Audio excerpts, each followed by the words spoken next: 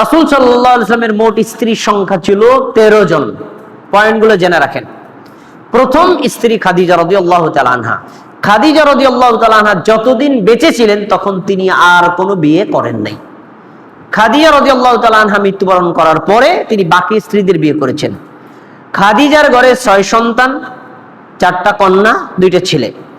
আর বাকি স্ত্রীদের মধ্যে একজন হলেন মারিয়া। মারিয়ার ঘরে মুহাম্মদ সাল্লাল্লাহু আলাইহি ওয়াসাল্লামের একটা সন্তান জন্মগ্রহণ করেছিল, তার নাম ছিল ইব্রাহিম।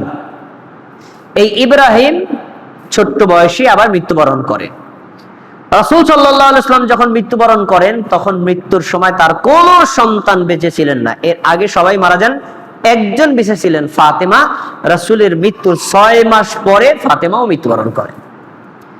আমরা তার স্ত্রীদের পরিচয় জানি। স্ত্রীরা কারা? খাদিজা, সাউদা, উম্মে হাবিবা, উম্মে সালামা, যায়েনব বিনতু খুজাইমা, যায়েনব বিনতু জাহাশ, আয়েশা, হাফসা, জুয়াইরিয়া, সাফিয়া, মাইমুনা, রায়হানা, মারিয়া। এই মোট ছিল 13 জন। এই 13 জন স্ত্রী রাসূল সাল্লাল্লাহু আলাইহি ওয়াসাল্লামের অধীনে ছিলেন এবং এদের সাথে তিনি সংসার করেন। তাহলে আমরা রাসূল সাল্লাল্লাহু আলাইহি ওয়াসাল্লামের নবুয়ত এবং তার সিরাতের একটা অংশ জানলাম, নবুয়তের পূর্ব পর্যন্ত। পরের খুতবায় আমরা বাকি অংশ জানবো ইনশাআল্লাহ।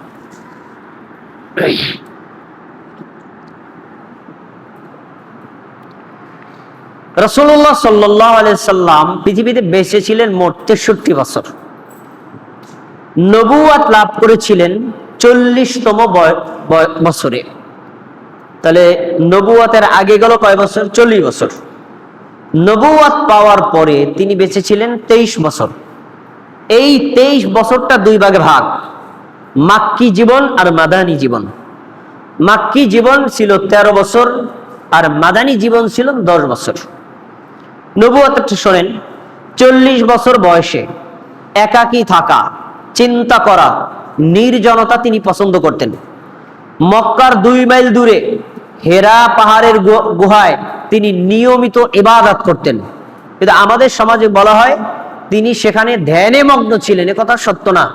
বুখারীতে হাদিস আছে ওয়াহুয়া ইয়াতাআব্বাদু, তিনি ইবাদত করতেন। ওই ইবাদতের ধরনটা কিছু আমরা জানি না। আল্লাহ তখন তার অন্তরে যা জাগাই দিতেন তাই করতেন।